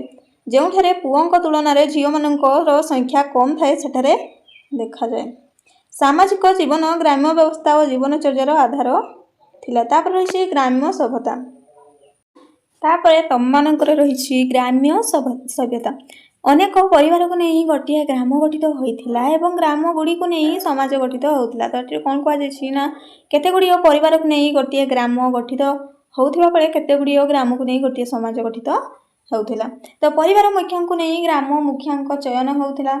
तो एठी कोन कुआ जायछि ना परिवार समस्त परिवार मुखिया को नहीं ग्रामर मुखिया बा ग्रामर मुखिया बाछुथिले। समाने समस्त परिवार मुखिया जन जने बाहरथिले आउ गोटे माने समस्त मिसिकी ग्रामर मुखिया भाव से बाछुथिले। साधारणतः आभ्यंतरण बा बाह्य विशृंखला को दूर करने सम्मुखीन होगा लोक सठिक मार्ग में परिचालन करने सुरक्षा प्रदान करने आभ्यंतरण क्षेत्र में शांति श्रृंखला प्रतिष्ठा करने जी योग्य थे ग्राम मुखिया भाव बा ग्रामपति भाव मान्यता दि जाए सम्मानित करा। तो ये कौन कह साधारण भाव आभ्यंतरण बा बाह्य विशृंखला दूर करने सम्मुखीन होगा लोक सठिक मार्ग में परिचालन करने सुरक्षा प्रदान करुवा आभ्यंतरण क्षेत्र में शांति श्रृंखला प्रतिष्ठा करने जी योग्य थे ग्रामर मुखिया बा ग्रामपति बोली मान्यता दि जाउथिला बा सम्मानित कर जाउथिला बा पछा जाउथिला। एही ग्राम्य मुखिया मध्यरु शक्तिशाली योग्य पुरुष जणे समुदाय समाजर बा निर्दिष्ट बसतीर मुखिया भावे कार्य करथिला। तो विवाद बा अन्य बंटाबंटी घटना रे से समाधान पाई निष्पत्ति नेउथिले। तो कौन कह जायछि ना विवाद बा अन्य बंटाबंटी घटना रे से ग्रामर मुखिया समाधान पाई निष्पत्ति नेउथिले। संपूर्ण रूपे बा गुरुत्वपूर्ण थिला जे से बाह्य बसतीर बा गोष्ठीर आक्रमण को प्रतिहत करिबा पाई ग्राम्य योद्धा बलुआ लोकंकु अस्त्र शस्त्र दे युद्ध को नेउथिले। युद्ध रे विजित बा विजय संपद को बंटा जाउथिला। ମୁଖ୍ୟଙ୍କୁ ଦାନ ଭାବେ ଉପଢୌକନ ଭାବେ ଗୋଟିଏ ଭାଗ ଅଧିକ ଦିଆଯାଉଥିଲା। ଋଗ୍ବେଦରେ 10 ଜଣ ରାଜାଙ୍କ ମଧ୍ୟରେ ତ କ'ଣ କୁହାଯାଇଛି ନା ଋଗ୍ବେଦରେ 10 ଜଣ ରାଜାଙ୍କ ମଧ୍ୟରେ ଯୁଦ୍ଧ ଏହାର ଉଦାହରଣ ଅଟେ। ରାଜାମାନେ ଥିଲେ ଭାରତ, ପୁରୁ, ଯଦୁଦ୍ରୁହ୍ୟୁ, ଅନୁ ଓ ପୂର୍ବସୁ ଆଦି ଗୋଷ୍ଠୀ ବା ଜନର ମୁଖ୍ୟଙ୍କୁ ରାଜା ବା ରାଜନ ବା ଗପତି ବୋଲି କୁହାଯାଉଥିଲା। ଏହିପରି ଗ୍ରାମକୁ ବିଷ ବୋଲି କୁହାଯାଉଥିଲା। ତମମାନଙ୍କର ସର୍ଟ କ୍ୱେଶ୍ଚିନ୍ରେ ଆସିପାର ବିଷ ବା ବିଷ କାହାକୁ କୁହାଯାଏ। ତ ଏଠି ଜାଣିଲେ ଆମେ ବିଷ କାହାକୁ କୁହାଯାଏ। ତ ଅନେକ ବିଷକୁ ନେଇ ଗୋଟିଏ ଜନ ଗଠିତ ହେଉଥିଲା। କ'ଣ କୁହାଯାଇଛି ନା ଅନେକ ବିଷକୁ ନେଇ ବା ବିଷକୁ ନେଇ ଗୋଟିଏ ଜନ ଗଠିତ ହେଉଥିଲା। ଜନର ମୁଖ୍ୟଙ୍କୁ ଗପ କୁହାଯାଏ। ତ ଏଠି କ'ଣ କୁହାଯାଇଛି ନା ଜନର ମୁଖ୍ୟଙ୍କୁ ଗପ ବୋଲି କୁହାଯାଏ। ପରିବାରର ମୁଖ୍ୟଙ୍କୁ ଯେପରି କୁଳପତି ଭାବେ ମଧ୍ୟ ଚିହ୍ନା ଯାଉଥିଲା। ଆଦିବାସୀଙ୍କୁ ଜନ, ତାଙ୍କ ଗୋଷ୍ଠୀଙ୍କୁ ବିଷ, ଗ୍ରାମକୁ ଗାଁ। ଏଠି କ'ଣ କୁହାଯାଇଛି ନା ଆଦିବାସୀ ଜନ ବା ତାଙ୍କ ଗୋଷ୍ଠୀଙ୍କୁ ବିଷ, ଗ୍ରାମକୁ ଗାଁ, ପରିବାରକୁ କୁଳ ଓ ପରିବାର ମୁଖ୍ୟଙ୍କୁ କୁଳପ ବୋଲି ମଧ୍ୟ କୁହାଯାଉଥିଲା। ତ ଏଠି ଗୋଷ୍ଠୀକୁ ବିଷ ବୋଲି ଆମେ କହିଥାଉ। ଆଉ ଗ୍ରାମକୁ ଗାଁ, ପରିବାରର କୁଳ ବା ପରିବାରର ମୁଖ୍ୟଙ୍କୁ କୁଳପ ବୋଲି କୁହାଯାଏ ବିଭାଜନ କରାଯାଇଛି। ଆର୍ଯ୍ୟମାନେ ଭାରତକୁ ପ୍ରବେଶ କରିବା ପରେ ପ୍ରାଚୀନ ବୈଦିକ ଯୁଗର ସମାଜ ସାଧାରଣତଃ 3 ଭାଗରେ ବା 3 ଶ୍ରେଣୀ ବିଭାଜିତ ହୋଇଗଲା। ତ କେତୋଟି ଶ୍ରେଣୀରେ ନା 3ଟି। ଯେପରିକି ଯୋଦ୍ଧା ବା ଯୁଦ୍ଧଯୋଗ୍ୟ ଶକ୍ତିଶାଳୀ ବ୍ୟକ୍ତିଗଣ ବା ସମ୍ଭ୍ରାନ୍ତ, ପୁରୋହିତ ଗୋଷ୍ଠୀ ବା ସମାଜ, ପୂଜା ଉପାସନା, ବିବିଧ ଜ୍ଞାନ ପ୍ରାପ୍ତି ବ୍ୟକ୍ତିଗଣ ଏବଂ ସାଧାରଣ ଜନତା। ତାପରେ ତମର ନେକ୍ସଟ ରହିଛି ଯେଉଁମାନଙ୍କୁ ଦରକାର ସ୍କ୍ରିନଶଟ୍ କରିନିଅ। ଦେନ୍ ଆମେ ଦେଖିବା ଗୃହ, ସେ ସମୟର ଗୃହ କିପରି ଥିଲା, ଘରଗୁଡ଼ା। ତ ବାଉଁଶ ଓ ଅନ୍ୟାନ୍ୟ ବୃକ୍ଷର ଶାଖା କାଟି ବତା ଆଦି ପ୍ରସ୍ତର କରି ଖମ୍ବ ଶ୍ରେଣୀ ଆଦି ତିଆରି କରି ଆୟତକା ବର୍ଗାକାର ଗୃହ ନିର୍ମାଣ କରୁଥିଲେ, ଯାହା ଉପରେ ବୃକ୍ଷ ଡାଳପତ୍ର ଏକ ପ୍ରକାର ଘାସକୁ ଛପର ଭାବେ ବିଛାଉଥିଲେ। ତ ସେ ସମୟରେ କିପରି ଘରଗୁଡ଼ା ଥିଲା ନା ବାଉଁଶ, ଅନ୍ୟାନ୍ୟ କେତେଗୁଡ଼ିଏ ବୃକ୍ଷର ଶାଖା କାଟି ବତା ତିଆରି କରୁଥିଲେ ବା ପ୍ରସ୍ତୁତ କରୁଥିଲେ, ଖମ୍ବ ଶ୍ରେଣୀ କରୁଥିଲେ ଆଦି ତିଆରି କରି ଗୃହ ନିର୍ମାଣ କରୁଥିଲେ। ଆଉ ସେଇ ଗୃହ ଉପରେ ବୃକ୍ଷର ଡାଳପତ୍ର ବା ଗଛ ଗୁଡ଼ାର ଡାଳପତ୍ର ଏକ ପ୍ରକାର ଘାସକୁ ଛପର ଭାବେ ବିଛା ଯାଉଥିଲା। ମାଟିର କାନ୍ଥ ଥିଲା, କଞ୍ଚା ଇଟା, ପଥର ଆଦିରେ ଏକ ଝାଟି ମାଟିରେ କାନ୍ଥ ତିଆରି କରୁଥିଲେ। ଗୋଟିଏ ପରିବାରର ବିଭିନ୍ନ ସଦସ୍ୟଙ୍କ ନିମନ୍ତେ ଅନେକ କୋଠରୀ ନିର୍ମିତ ହେଉଥିଲା, ତାହା ଖଞ୍ଜା ମଧ୍ୟରେ ସୀମିତ ରହୁଥିଲା। ପ୍ରତି ପରିବାର ଗୃହରେ ବୈଠକ ଗୃହ, ଭଣ୍ଡାର ଗୃହ, ସ୍ନାନ ଗୃହ, ବିଶ୍ରାମ ଗୃହ, ରୋଷେଇ ଗୃହ ମଧ୍ୟ ଥିଲା। ତ ତାଙ୍କର କେତୋଟି ଗୃହ ନିର୍ମାଣ କରାଯାଉଥିଲା ନା ସାଧାରଣତଃ ବୈଠକ ଗୃହ, ଭଣ୍ଡାର ଗୃହ ଯେଉଁଠିକି ସେମାନେ ତାଙ୍କର ଅମଳ ରଖୁଥିଲେ, ଯେଉଁଠି ଭଣ୍ଡାର ଗୃହ ଥିଲା, ସ୍ନାନ ଗୃହରେ ସେମାନେ ସ୍ନାନ କରୁଥିଲେ, ବିଶ୍ରାମ ଗୃହରେ ବିଶ୍ରାମ କରୁଥିଲେ, ରୋଷେଇ ଗୃହରେ ସେମାନେ ରୋଷେଇ କରୁଥିଲେ ଏବଂ ରାନ୍ଧିକି ଖାଉଥିଲେ। ରଙ୍ଗ ବେରଙ୍ଗର ମାଟିପତ୍ର ବ୍ୟବହାର କରୁଥିଲେ ଆର୍ଯ୍ୟମାନେ। ତ ଆର୍ଯ୍ୟମାନେ କିପରି ମାଟିପତ୍ର ବ୍ୟବହାର କରୁଥିଲେ ନା ରଙ୍ଗ ବେରଙ୍ଗର ଟେରାକୋଟା ସାମଗ୍ରୀକୁ ଗୃହ ସଜ୍ଜାରେ ବ୍ୟବହାର କରୁଥିଲେ। ତାପରେ ରହିଛି ନାରୀର ସ୍ଥାନ। ଆର୍ଯ୍ୟମାନଙ୍କ ସମୟରେ ନାରୀର ସ୍ଥାନ କିପରି ଥିଲା ଦେଖ। ମୋଷ୍ଟ ଇମ୍ପୋର୍ଟାଣ୍ଟ ପଏଣ୍ଟ ଯାହାକି ତମମାନଙ୍କର ଲଙ୍ଗ କ୍ୱେଶ୍ଚିନ୍ରେ ଲେଖିପାରିବ ପଏଣ୍ଟ ଦେଇକି। ଲିଙ୍ଗଗତ କାର୍ଯ୍ୟ ଓ ଚେତନାକୁ ସମୀକ୍ଷା କଲେ ଜଣାଯାଏ ଯେ ଉଭୟ ସ୍ତ୍ରୀ ପୁରୁଷ ଶ୍ରମ ବିଭାଜନ ମାଧ୍ୟମରେ ଗୃହ କାର୍ଯ୍ୟ ସମ୍ପାଦନା କରୁଥିଲେ। ନାରୀ ପୁରୁଷଙ୍କ ମଧ୍ୟରେ କୌଣସି ଚେତନାଗତ ବାଛ ବିଚାର ନ ଥିଲା, ସମସ୍ତଙ୍କର ସମାନ ସୁବିଧା ସୁଯୋଗ ଥିଲା ଜୀବନ ନିର୍ବାହ ପାଇଁ। ତ ଆର୍ଯ୍ୟମାନଙ୍କ ସମୟରେ ନାରୀ ଓ ପୁରୁଷ ସମାନ ଥିଲେ, ସେମାନଙ୍କର ସମାନ ଅଧିକାର ସୁବିଧା ସୁଯୋଗ ମଧ୍ୟ ଥିଲା, ଯାହାକି ଏଠାରେ ଲେଖାଯାଇଛି। ଉଭୟ ଗୃହ କାର୍ଯ୍ୟ, ଘରର କାମ, ଧାର୍ମିକ କାର୍ଯ୍ୟରେ ସମାନ ଭାବରେ ସେମାନେ ଭାଗ ନେଉଥିଲେ। କନ୍ୟା ପୁତ୍ରଙ୍କ ଜନ୍ମକୁ ସମାନ ଭାବେ ଗ୍ରହଣ କରାଯାଉଥିଲା। ସେମାନେ ଝିଅ ଏବଂ ପୁଅଙ୍କୁ ସମାନ ଅଧିକାର ଦେଉଥିଲେ। ବିବାହ ପାଇଁ କନ୍ୟାର ବୟସ ପ୍ରାଚୀନ ବୈଦିକ ଯୁଗରେ 17ରୁ 18 ରହିଥିଲା। ନାରୀ ଥିଲା ଗୃହକର୍ତ୍ରୀ। ଯଦିଓ ପରିବାର ଥିଲା ପିତୃକେନ୍ଦ୍ରିକ ଯାଗଯଜ୍ଞ, ସେ କହୁଛନ୍ତି ଯଦି से समय पितृकेन्द्रिक परिवार थिले मध्य नारी थिला गृहर कर्ती बा घरर लक्ष्मी। पूजा पर्वाणी धार्मिक आध्यात्मिक पर्वपर्वाणी स्त्री पुरुष समान भाव अंशग्रहण करथिले ओ समान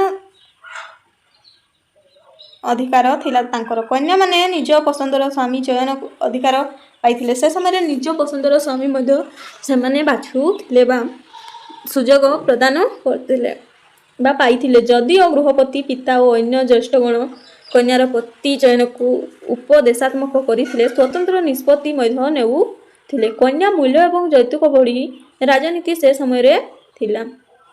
शिक्षा क्षेत्र में कन्या पुत्र को समान प्रेरणा दि जाउथिला। से समय शिक्षा समान आकार रे दी जन को दिया जाउथिला, नारी एवं पुरुष को। गाग्री ओपेला विश्वबारा और घोष आदि ज्ञानी नारी मानकर पांडित्य विषय तथ्य मिली थाए।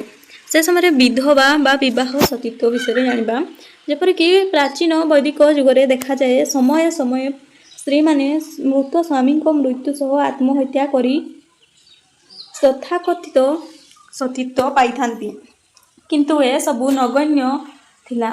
स्वामी मृत्यु पर संसार करिवार बयसरे थिबा स्त्री माने मृत स्वामी को सान भाई माननकु विवाह करुथिले।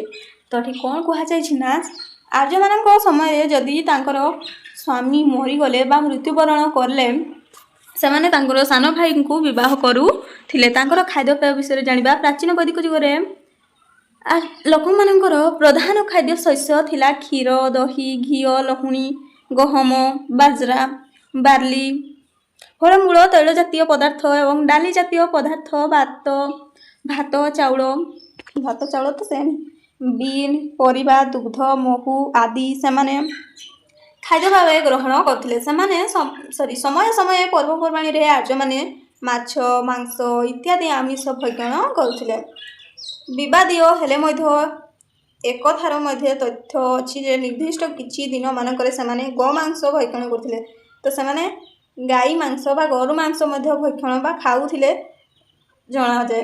अवश्य यह पछरे बलिष्ठ प्रत्नतात्विक प्रमाणर अभाव अच्छी। छेली मेंढा घोड़ा आदि मांस सेमाने भक्षण करती। सेमाने छेली मेंढा घोड़ार मध्य खाद्य बा मांस खाती। सम वृक्षर रसकु एवं शस्यर तरल जातीय पानीय बाहर करी समरस प्रस्तुत करी पर्वपर्वाणी रे पान पूर्वक अमद प्रमोद करुथिले। मद्य और मद्यपानर द्वारात्म्य नथिला।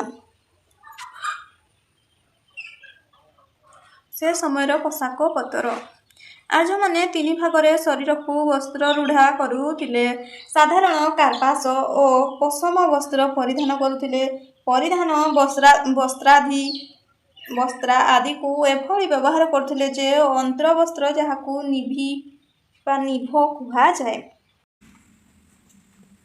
शरीर मध्यभाग आच्छादित करने वस्त्र एवं अधिवास वस्त्र ओभर गारमेंट व्यवहार करुथिले। सूतार नूतन सज्जित पोशाक स्वर्ण एवं अन्य धातु कारुकार्य पर वस्त्र संयोग करा जाउथिला।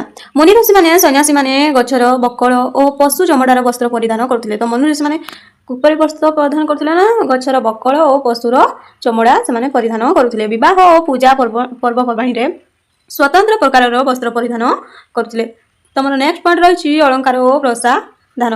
उभय नारी और पुरुष माने मूल्यवान धातु और प्रस्तर बा पत्थर अलंकार व्यवहार करुथिले। स्वर्ण रंगीन पत्थर बा प्रस्तर गहना व्यवहार करुथिले। कर्ण बा कानफुल कुरीरा नारी मस्तक गहना बड़ा शंखा बाहुटी निष्का हार मणिन हार स्त्रींकर कुचन ढंका अलंकार रुक्सा आदि अलंकार आर्य माने परिधान करुथिले। प्रशासन भावे पुष्प और वृक्षर तरल पदार्थ को सुबासित द्रव्य भावे व्यवहार करुथिले। उभय नारी और पुरुष सेमाने प्रसाधन भावे पुष्प और वृक्ष तरल पदार्थ को सुबासित द्रव्य भावे व्यवहार करुथिले। पुरुष केश विन्यास और मंडन निमंते तो सिंह और अस्थिर पानिया व्यवहार करुथिले। सिंह और अस्थिर पानिया व्यवहार करुथिले। पुरुष माने निश दाढ़ी सजेई रखुथिले।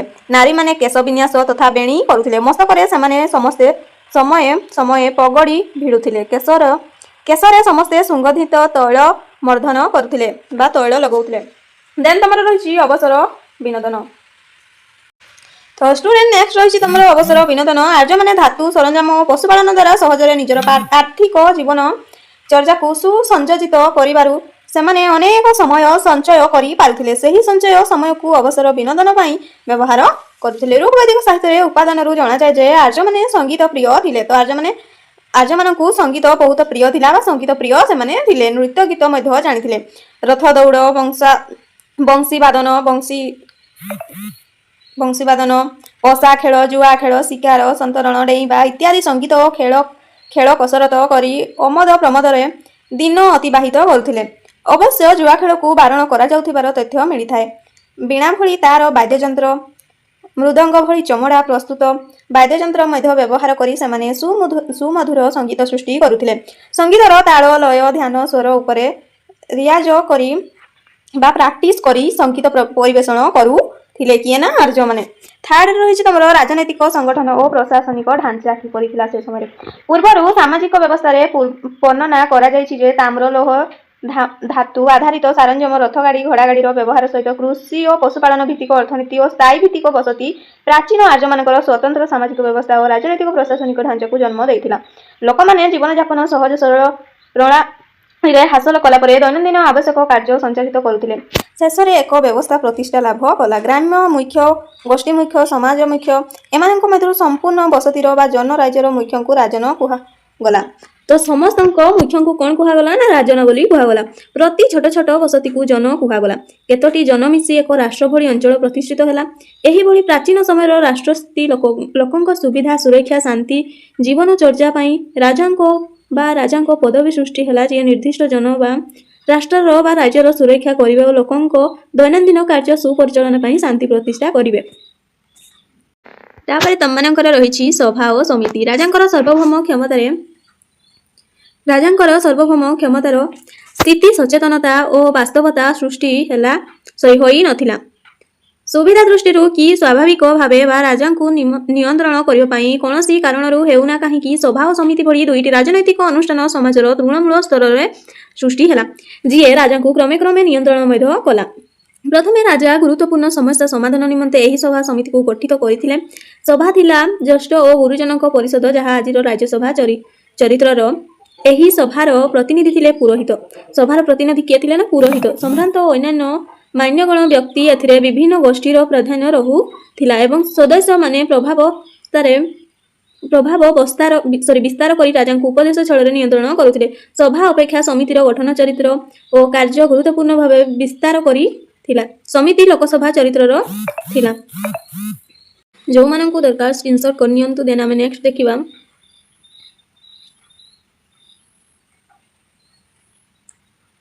ସ୍କ୍ରିନଶଟ କରିନିଅନ୍ତୁ, ନହେଲେ ନୋଟ କରିନିଅନ୍ତୁ। ଦେନ୍ ତମମାନଙ୍କର ରହିଛି ପ୍ରାଚୀନ ବୈଦିକ ଯୁଗର କଳା ଓ ବିଜ୍ଞାନ। ସେ ସମୟରେ କଳା ଓ ବିଜ୍ଞାନ କିପରି ଥିଲା ଦେଖିନିଅ।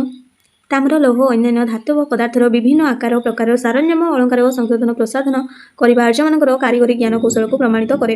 ଚକର ବ୍ୟବହାର ଓ ମାଟିପାତ୍ର ଗଢ଼ିବାର ପ୍ରକ୍ରିୟା ଓ ପ୍ରସାଦ ଗଢ଼ିବାର କୌଶଳ ଆର୍ଯ୍ୟମାନଙ୍କ ବିଜ୍ଞାନ ଭିତ୍ତିକ ଦୃଷ୍ଟିରୁ ପ୍ରକାଶ କରିଥାଏ। ପରେ ପରେ ବେଲୁଚିସ୍ତାନ, ପଞ୍ଜାବ ଓ ଉତ୍ତର ପ୍ରଦେଶରେ ଲୌହର ବ୍ୟବହାର ହୋଇଛି। ତାପରେ ନେକ୍ସଟ ତମର ରହିଛି ପରବର୍ତ୍ତୀ ବୈଦିକ ଯୁଗର ସାଧାରଣ ଓ ମୁଖ୍ୟ ବୈଶିଷ୍ଟ୍ୟମାନ। ଶବ ସଂସ୍କାର ରୀତି ତାଙ୍କର କିପରି ଥିଲା ଦେଖିନେବା। ଅଶ୍ୱ ବା ଘୋଡ଼ାର ବ୍ୟବହାର କରିବା ଭଳି ଆର୍ଯ୍ୟମାନେ ଶବ ସମାଧି ଦେବା ସହ ଶବଦାହ ବା ଶବକୁ ଅଗ୍ନିରେ ଦାହ କରିବା ଆରମ୍ଭ କରିଥିଲେ। ତ ଆର୍ଯ୍ୟମାନେ ଶବକୁ ଅଗ୍ନିରେ ବା ଏବେ ଯେପରି ଆମେମାନେ ନିଆଁରେ ଶବକୁ ଦାହ କରିଦେଉ, ସେହିପରି ଆର୍ଯ୍ୟମାନେ ମଧ୍ୟ ଆରମ୍ଭ କରିଥିଲେ। ଏସବୁ ତଥ୍ୟ ବୈଦିକ ସାହିତ୍ୟ, ଇରାନୀୟ ସାହିତ୍ୟ, ଆଭେସ୍ତା ଏବଂ ହୋମରଙ୍କ ସାହିତ୍ୟ କୃତିରୁ ଦେଖିବାକୁ ମିଳିଥିଲା। ପ୍ରାଚୀନ ଯୁଗର ଆର୍ଯ୍ୟମାନଙ୍କର ଏହି ଶବ ସଂସ୍କାର ପଦ୍ଧତି ହରପ୍ପା ବାସୀଙ୍କଠାରେ ଦେଖିବାକୁ ମିଳେ ନାହିଁ। ଯେଉଁ ସଭ୍ୟତାର ଅଧିବାସୀମାନେ ସହରୀ ଜୀବନଯାପନ କରୁଥିବାର ପ୍ରମାଣ ମିଳେ। ଖ୍ରୀଷ୍ଟପୂର୍ବ 5000 ଖ୍ରୀଷ୍ଟପୂର୍ବ 4000 ମଧ୍ୟରେ ଏହି ଶବଦାହ ପଦ୍ଧତି ହଲାଣ୍ଡ, ଜର୍ମାନୀ, ପୂର୍ବ ୟୁରୋପୀୟ, ଇରାକ ଓ କେନ୍ଦ୍ର ଏସିଆର ଯାଜାକି ସ୍ଥାନରେ ଦେଖିବାକୁ ମିଳିଥିଲା। କୋଉଠି ମିଳିଥିଲା ନା ହଲାଣ୍ଡ, ଜର୍ମାନୀ, ପୂର୍ବ ୟୁରୋପୀୟ, ଇରାକ ଓ କେନ୍ଦ୍ର ଏସିଆର ଯାଜାକି ସ୍ଥାନରେ। ଖ୍ରୀଷ୍ଟପୂର୍ବ 1500ରେ ଚୀନ ଏବଂ କେନ୍ଦ୍ର ଏସିଆର କେତେକ ଅଞ୍ଚଳରେ ଏହି ପଦ୍ଧତି ଦେଖାଯାଏ। ଏହିପରି ପ୍ରାଚୀନ ବୈଦିକ ଯୁଗରେ ପ୍ରଥା, ପରମ୍ପରା, ରୀତିନୀତି, ବିଧି ବିଧାନପୂର୍ଣ୍ଣ ଆଦିବାସୀ ଗୋଷ୍ଠୀ ଜୀବନ ପ୍ରତିଷ୍ଠା ଲାଭ କରିଥିଲା, ଯାହା କ୍ରମେ କ୍ରମେ ପରିବର୍ତ୍ତିତ ହୋଇ ଚାଲୁଥିଲା। तापर रही परवर्ती वैदिक जुगर साधारण मुख्य वैशिष्ट्य मान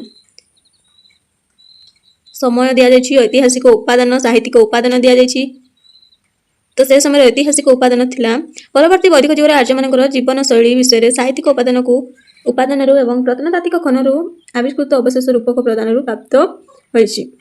तो साहित्यिक उपादान कौन दि जाइए ना ऋग्वेद चरित धार्मिक साहित्य प्राचीन वैदिक जुगर आर्य माने जीवन जीविका को नहीं तथ्य सब परवर्ती जुगर विकसित होता आर्य मानकर विभिन्न वेद उपनिषद मानकर उपलब्ध होइछि। ऋग्वेद संयोजित होता दशमंडल तथा अन्य 3 वेद सामवेद यजुर्वेद और अथर्ववेदर विभिन्न मंत्र प्रार्थना क्रियाकांड विधि विधान मार्गदर्शिका अनेक तथ्य परवर्ती वैदिक अधिवासी विषय सूचना प्रदान करें। यही 3 वेद साहित्यिक ग्रंथ आध्यात्मिक ग्रंथ परवर्ती वैदिक जुग समय ही भणित व रचित। तापर रही तुम मानकर प्रत्नतात्विक उपादान जो मानक दरकार स्क्रीनशॉट करनियो। तापर रही परवर्ती वैदिक जुगर आर्य मानकर भौगोलिक परिव्याप्ति तो तुम मानकर यूनिट 1 चैप्टर 2 रे मात्र 30 टी पेपर रही। तो आज आम समस्त पेज गुड़ा डिस्कसन करवा तो वीडियो लास्ट जाए देख जो मन को मेन लगुच से गुड़ा स्क्रीनशॉट करनियो। देन तुम मानकर रही परवर्ती वैदिक जुगर अर्थनीति किपरि थिला से सब विषय तापर तुम मानकर व्यवसाय वाणिज्य विषय दि जाइए विनिमय पद्धति किपरि थिला परवर्ती वैदिक जुग समाजर सामाजिक व्यवस्था विषय दि जाइए आर्य मानकर वर्णाश्रम किपरि थिला एगुड़ा 5 मार्क या 2 मार्क क्वेश्चन आसपारे वर्णाश्रम कौन आर्य मानकर वर्णाश्रम विषय आलोचना कर। देन तुम जाति प्रथा वन और लिंग विषय तुम मैंने पॉइंट देकी लिखिपर। तापर रही तुम मानकर से समय नारीर स्थान दि जाइए तो प्रथम आम देखी नारीर स्थान किपरि थिला तो पुणी थे दि जाइए तुम मैंने पढ़ी नब। देन तुम मानकर खाद्य पोशाक अलंकार अवसान ये सब आम पढ़ीचे। देन खाद्य वस्त्र विषय दि जाइए अलंकार अवसर विनोदन शिक्षा।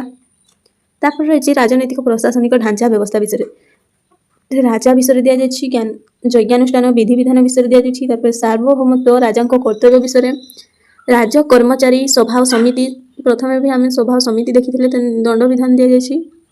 तापर रही एठार पूजा पद्धति किपरि थिला से विषय जो मानक इम्पोर्टाट लगुच से स्क्रीनशॉट करके पढ़ी पारे। देन देछि पुरोहित गोष्ठी व ब्राह्मण प्रार्थना टोटाल तुम मानकर 30 पेज थिला। एटा लास्ट पेज रही नैतिकता और कर्तव्य कर्मवाद और मोक्ष दार्शनिक तत्व। तो तुम मानकर क्वेश्चन आसपारे कर्मवाद और मोक्ष कौन मोक्ष क्या कह जाए तुम मानकर 2 मार्क या 5 मार्क क्वेश्चन आसपारे। तो ये सब भलसे देखनेब। तो जो मानक वीडियो भल लगी like comment share and subscribe कर देबा। नेक्स्ट वीडियो कोटा पढ़ा टिके कमेंट रे बतेइबो बस जणैबो।